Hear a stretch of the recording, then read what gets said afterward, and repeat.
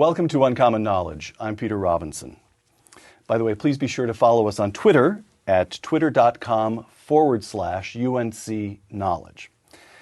The best-selling author of America Alone, The End of the World as We Know It, Mark Steyn publishes regularly in National Review, The Washington Times, Investor's Business Daily, and in venues in Australia, Canada, and the United Kingdom, a one-man Commonwealth Association, and he is a frequent guest host for Rush Limbaugh.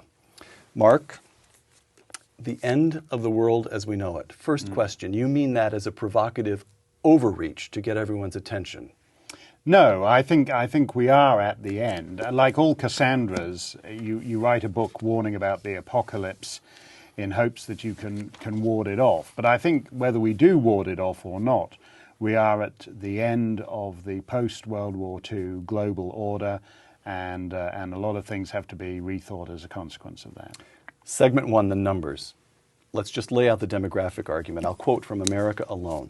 This book is about the larger forces at play in the developed world that have left Europe too enfeebled to resist its remorseless transformation into Eurabia, and that call into question the future of much of the rest of the world, including the United States, Canada, and beyond. The key factors are 1, demographic decline, 2, the unsustainability of advanced Western social democratic states, and 3, civilizational exhaustion. So we'll take each of those in turn. Demographic decline, the argument. Well, Europe has simply given up, for the most part, having children.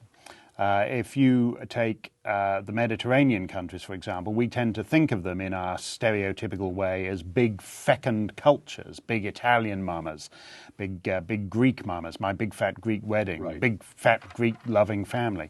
In fact, they have collapsed birth rates. Germany, Japan, and Italy are already in net population decline. They have upside-down family trees. They have 4 grandparents with 2 children and 1 grandchild. That doesn't have to go on for a long time until you're in serious trouble and you reach a point beyond which you can't recover. And that's what a lot of European countries are at now. Now, some of them are just going out of business. If you look at Eastern Europe, some of the countries that were, until 20 years ago, part of the Soviet bloc, they gave up having children, and they're in population decline, and there's no successor population. What happened in Western Europe is slightly different. In effect, Western Europe imported a large Muslim population to be the children it couldn't be bothered having themselves. And the Muslim birth rate is? Well, the Muslim birth rate is said to be, because, you know, in a politically correct culture, they don't keep a lot of official figures on this. But compared to the average ethnic European birth rate, where they have 1.3 children per couple, the estimated Muslim population is 3.5. Now, the official British statistic from the official British Government Statistics Office says that the Muslim population of the United Kingdom is growing 10 times faster than the general population. That doesn't have to go on long for the numbers to even out. If you say people think it takes a long time, but if you say have a 90% population, let's not make it any kind of racial thing. Let's call them the Munchkins. Say right. 90% Munchkins. And they have 1.3 children per couple, and then you have a 10% ethnic minority. You can call them the Ruritanians, call them whatever you want, but they have 3.5 children. That 90% and that 10% will have roughly the same number of grandchildren. So in other words, in two generations is all you need, and you've caught up. Yeah. Right. Now you write in America Alone, I'm quoting you, today's high Muslim birth rates will fall, and probably fall dramatically as the Catholic birth rates in Italy and Quebec have. Question, what is your underlying theory of what drives birth rates? Why would the Muslim birth rate fall? Well, I think there's two kinds of things that drive birth rates. Right. One is it's basic kind of economic improvement. People move from a primitive agricultural society where you don't need large numbers of children to work the farm into more developed societies where you need fewer numbers of children. What's happened in Europe has gone beyond that, though. Mm-hmm. In effect, the social democratic state has said you don't need to worry about children or grandchildren or anything like that anymore. You're taken care of from cradle to grave. There's a relatively high price in taxation to be paid for that, and that's why having a child is expensive in the modern world today. So people have fewer children because it's an economic liability. So if you don't have to have them, why have them? 40% of German female university graduates are childless. We talk about the maternal instinct, but evidently it isn't that instinctive. Not if you're German, French or German or Spanish. So, give me. By the way, this business about the Muslim birth rate falling, I have the feeling in reading America Alone that you almost toss that to the opposition, because even that need not necessarily be the case. As witness say in the Church of Latter-day Saints in Utah, Salt Lake City is a completely modern town, right? But it has the highest birth rate in the United States. Yes, that is to say, it's not necessary. No, and that's why the Mormons have spilled the banks of Utah, and why Mitt Romney can be running as a Mormon candidate for president from Massachusetts. They've outgrown the state in a basic sense. And I think you can see similar things in Britain. For example, Pakistani immigration went down for the Pakistani birth rates went down for the first generation of Pakistani immigrants in the 1970s. Something very odd happened then in the 1980s and 90s, that it started creeping back up again. In other words, as soon as there was a big enough Pakistani population in northern England to be able to live in a kind of Pakistani culture, they resumed Pakistani-style fertility rates. So I accept, and I concede that point immediately, that certain Muslim birth rates are falling. But which ones are they? They're generally speaking the more moderate ones. The Tunisian fertility rate is a Western fertility rate. In Turkey, why is Kemal Ataturk's Turkey turning into just another Islamist society? Because the Kemalist, westernized Turks have a Western birth rate, and that great vast Turkish rural hinterland in the east retained a traditional Muslim birth rate, spilled its banks, like the population in Utah, and moved into the cities. And that's why whatever happens to Turkey, Kemalist Turkey is dead, gone, over. And if the Pentagon and the State Department don't get that, they shouldn't be in those buildings. Segment 2, the unsustainable habits of the West, again from America Alone. Quote, the European welfare state depends on economic growth and population growth. The former is now barely detectable and the latter is already in reverse. Close quote. Explain why the welfare state in Europe depends on both economic and population growth. First your premise. Well, if you don't have welfare, a declining population is not a big problem. I mean, it's a problem in a kind of cultural sense, that you won't have a very hip pop music business if you've got very few young people. Right. But actually, personally, that would suit me just fine. I don't want a lot of young. You and I would be happy with Frank Sinatra. Yeah, right. I would be happy to have Doris Day and trade Lady Gaga to wherever she wants to move to. So if you lose your young people, you have certain cultural consequences. Right.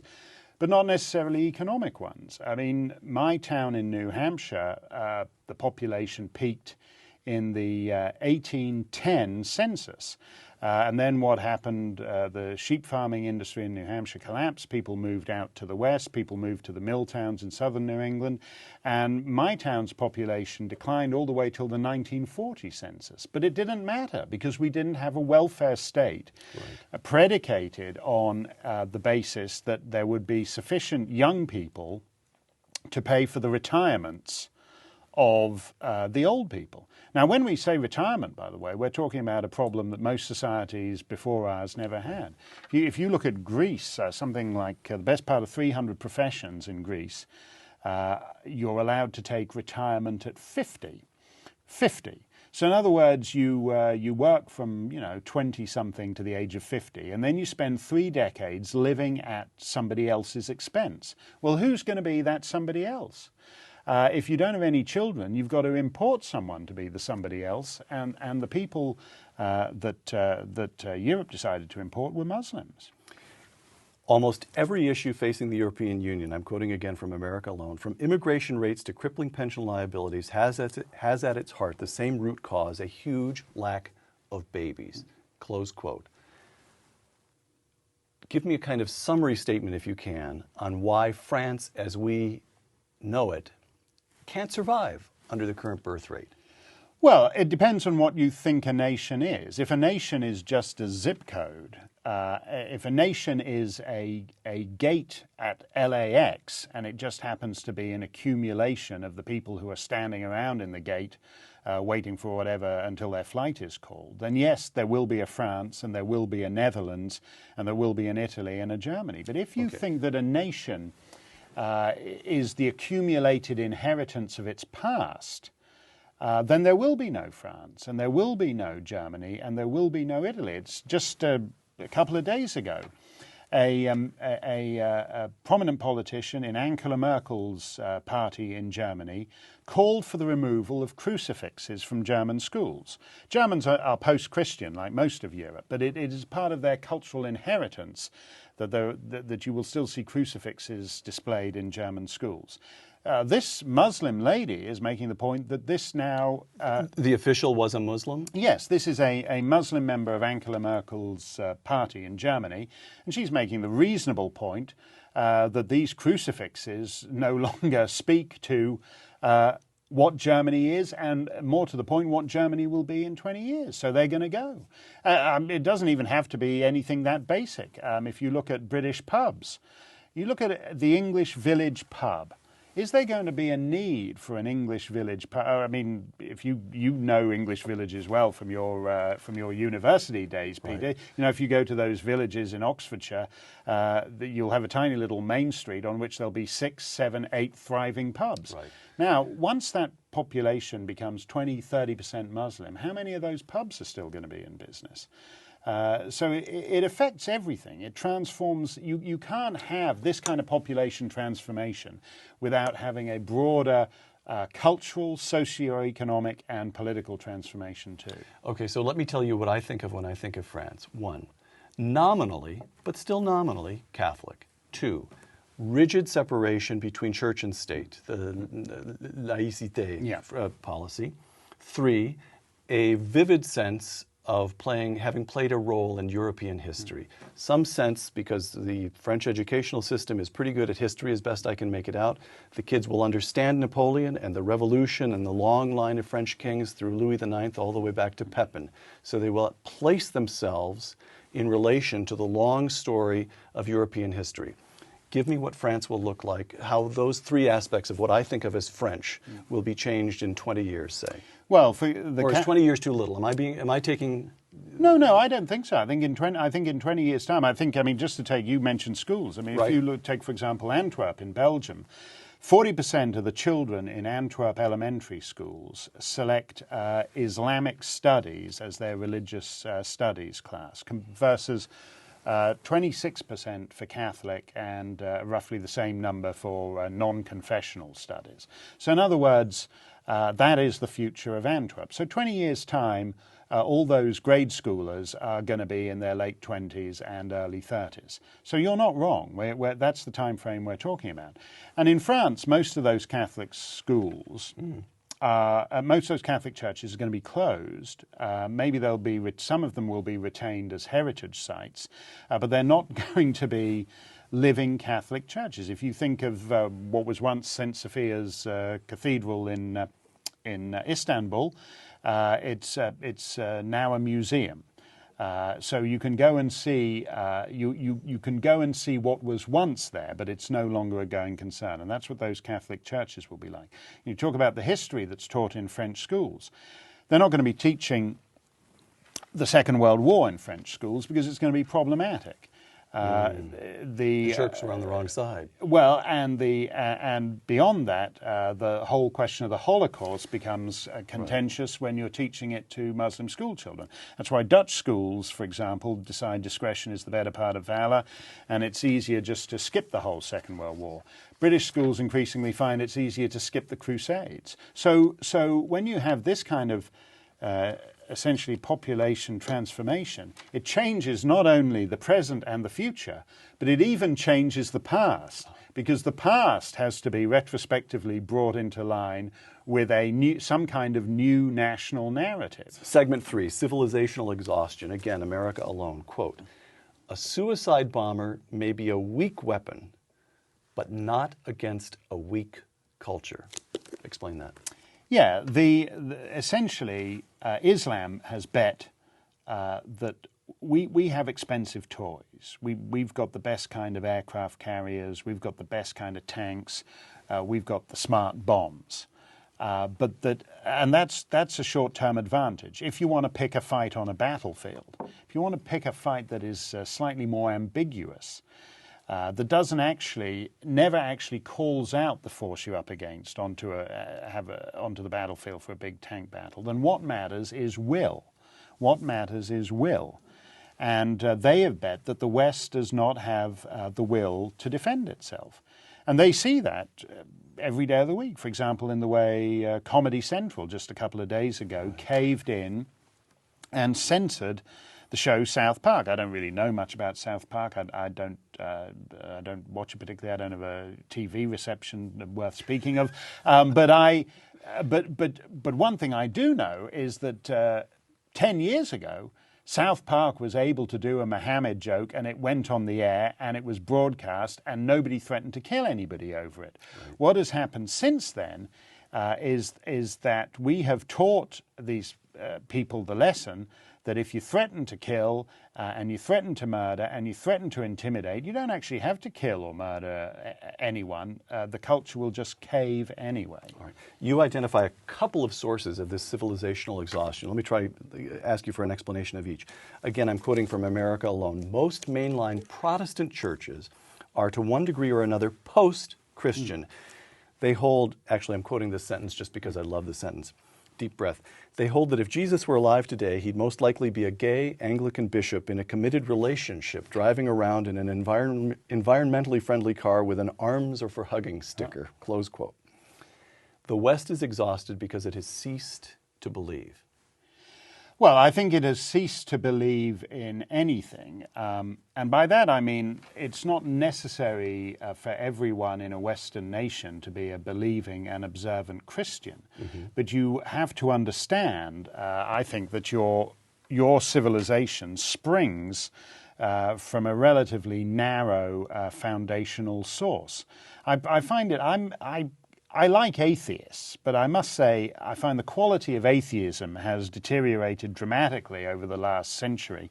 If you go back to the late 19th century when Nietzsche declared that God is dead, he at least respected God enough to want to pick a fight over his existence or not.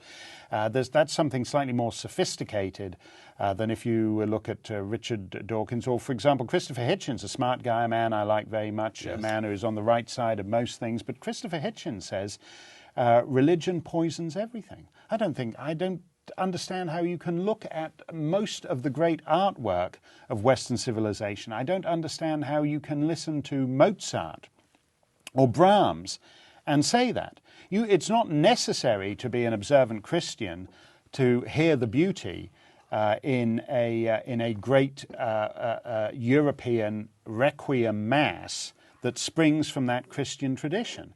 And so the idea of trashing our civilization in the interests of, I think, a multicultural nullity, I think has been a disaster. And I think it's left a great big hole where our identity ought to be.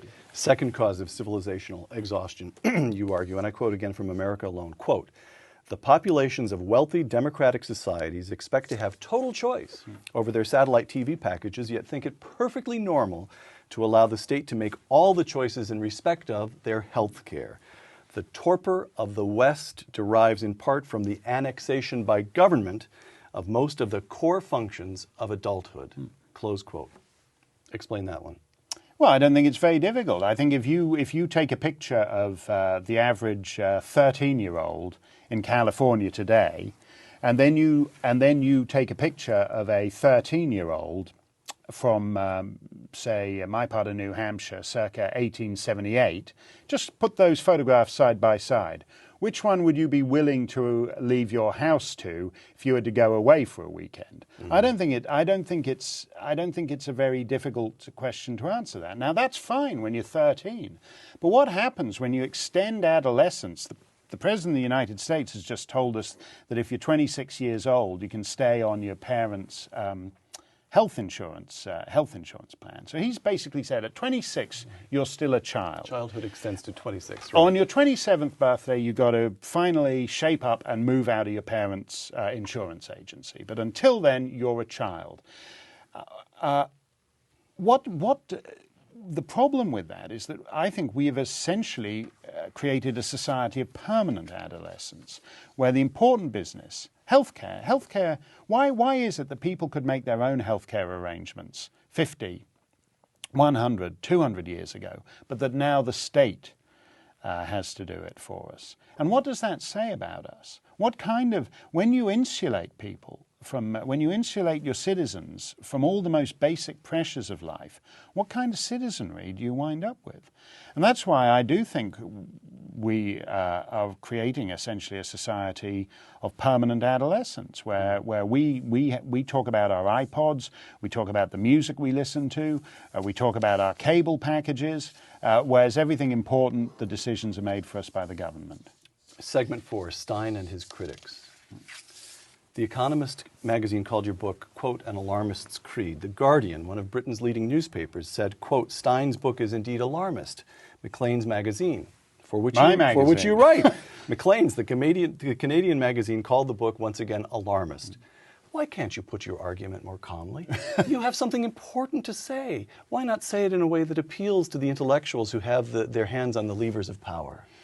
Because I think it's actually happening so fast that if we want to do anything about it, we need to do it quickly, or the entire Western world is going to be out of business.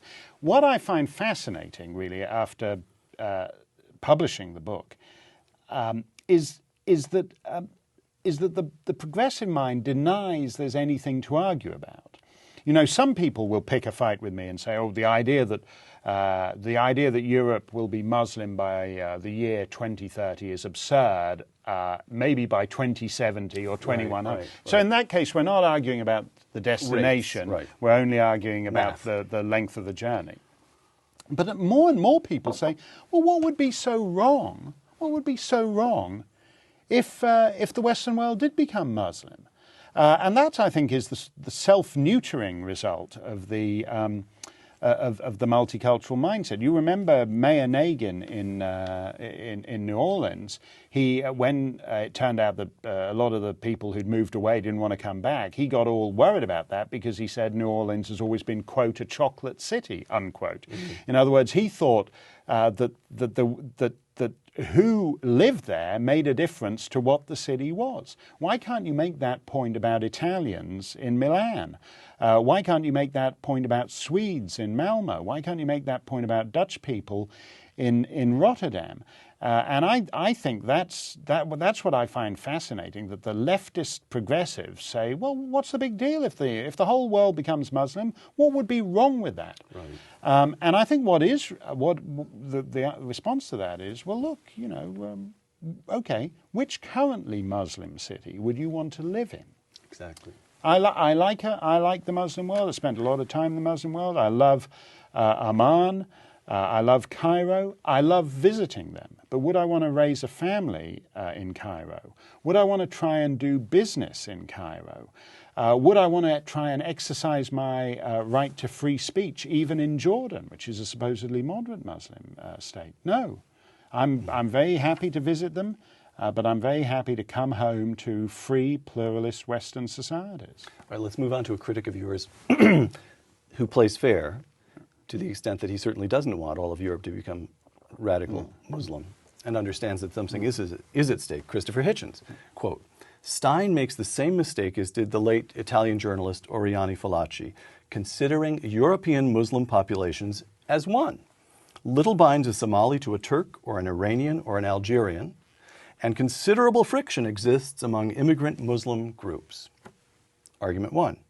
Argument 2. Moreover, many Muslims actually have come to Europe for the advertised purposes, seeking asylum and to build a better life. Close quote. Calm down.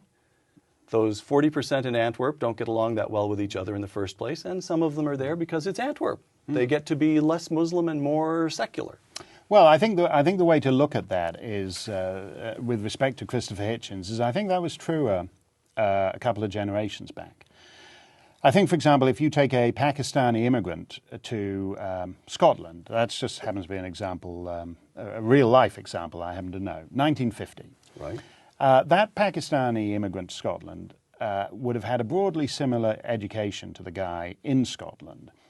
So in other words, he's coming to a land that he has been raised, in a sense, to live in. He's coming to the imperial metropolis from the fringe. So he already comes semi-assimilated. Now you take a Pakistani immigrant who comes in the year 2010. He'll have been educated in a madrasa. He'll know Islam, but not much else. He's far more foreign in that sense to Scotland than he would have been 50 or 60 years ago. But also I think there is a difference. And this is where the numbers come into play, that was simply not possible to live in a Muslim world in inner city Scotland in 1950, whereas it is now. What you see in Malmo, Sweden, where Jews are fleeing, in the most progressive society in Europe, social democratic Scandinavia, Jews have concluded there's no future for them in Malmo, and they're getting the hell out of there. Why? Because it's a Muslim city, and in a sense, there are so many Muslims in Malmo that Sweden has assimilated with Islam rather than the other way around. So I think, with respect to Christopher Hitchens, he profoundly overestimates Westernization. And Christopher should know this. There's a fascinating series of pictures that was published on the internet a couple of months ago, showing the female graduating class from Cairo University in 1958, 1979, and I think 2004. 1958, they're all bareheaded women. They look like young women, more or less not terribly different from young women you would have seen at the time in Western Europe or anywhere else. By 1979, half of them are covered. 2004, they're all covered. It's the arrogance, I think. It's the arrogance even of the left to assume that the societal pull is always in the direction of Westernization. In the Muslim world, that is not the case. It's gone backwards, and I think you can see evidence already that it's going backwards in northern England and other heavily Muslim parts of Europe. Segment 5, your title, America Alone. You sum up European disdain for the United States by quoting the British journalist Brian Reed, who writes that Americans are, quote, self-righteous, gun-toting, military-loving, sister-marrying, abortion-hating, gay-loathing, foreigner-despising, non-passport-owning rednecks. To which Mark Steyn replies... I think you left out the most colourful bit of that description. Well, there's a bit that's... rather vivid mixturitions. Go ahead, toss it in. Yeah, who think that... I think God gave them the biggest...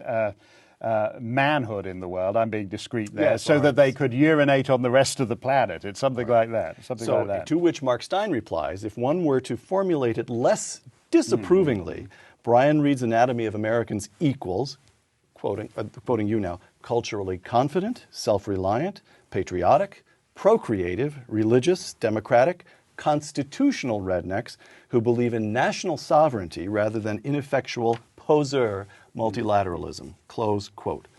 What makes the United States different? Well, I think the United States is still different. I think it's clear that there's a big slab of the population here that is attracted to the idea of being like Europe.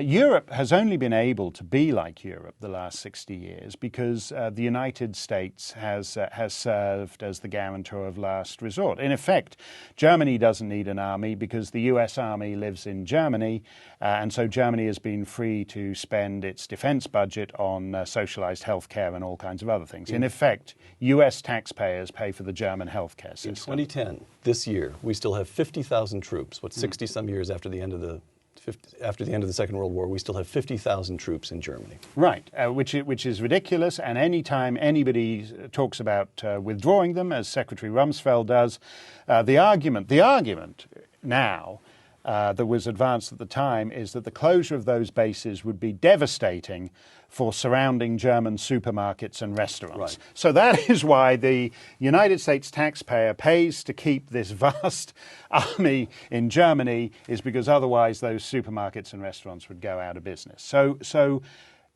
if America goes down the European path, who is going to be the sugar daddy for America in the way that America served as the sugar daddy for Europe? There isn't one.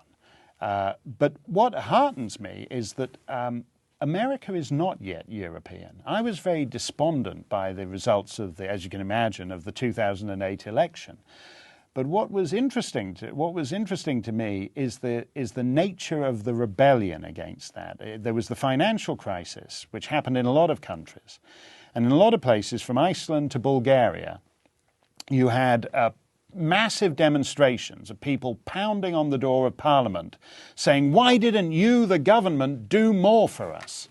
This is the only country in the Western world where a mass protest movement rose up saying, why don't you do less for us? Why don't you get the hell out of our pocket?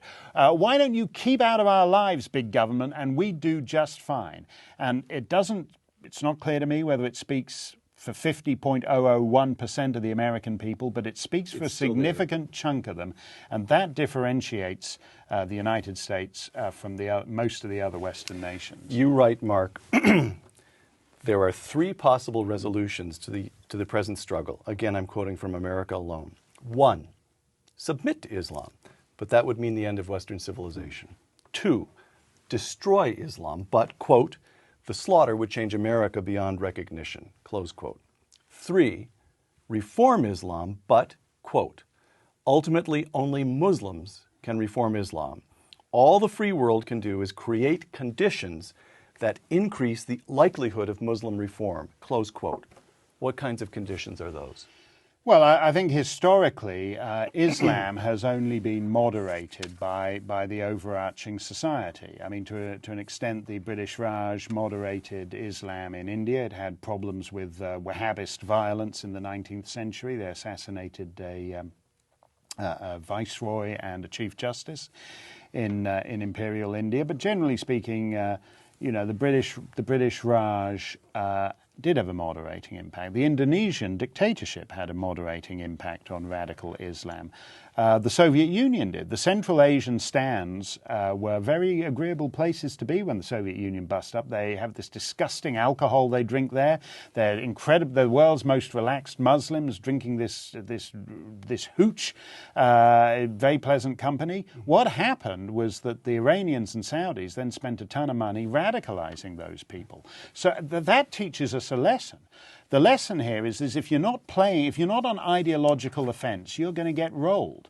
This idea that somehow our deference to Islam prevents us from, to make the Christopher Hitchens point, identifying the various mom and pop strains of Islam around the planet that we're in favor of, or just letting the House of Saud and the Iranian mullahs annex anything that takes their fancy, is a recipe for disaster. None of those precedents are attractive to Americans, because Americans don't think the Indonesian dictatorship or the Soviet Union or even the British Raj are terribly attractive. So they're not in the ideological game. What's the program for the United States? Well, I think if you we set Barack Obama to one side and make you president, or let's do it for experimental for the purposes of a mental experiment. Let's make you dictator. What should the United States do? Well, for a start, I would end ideological subversion of the United States and the Western world. I don't think you tell the Saudis you stop supporting exporting Wahhabism. Yeah, because basically the Saudis export ideology, not oil. Oil simply funds the export of ideology, and I would stop that, and I would do everything to stop it.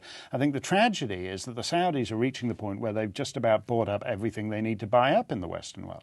Secondly, I do think that unless you have real serious cultural confidence, you should not have mass Muslim immigration. My view on that, I say that with regret, because I would like to believe that all societies can bring people there and create Americans, create Canadians, create Englishmen, create Dutchmen. But if you look at England, Englishmen whose families have been living there since 1066 are no longer English in any meaningful way. So the idea that you can take some child bride off the boat from Mirpur and turn her into a functioning British subject in any way is, I think, highly dubious. And so I do think that at some point we have to grasp the nettle of mass immigration, which is always a sign of societal weakness. Whatever one feels about it in theory, a dependence on mass immigration is a sign of a structural defect in society. Final question, Mark. This will take a moment or two to set up, but I think it's evocative enough to make it worthwhile. Two assessments of the future.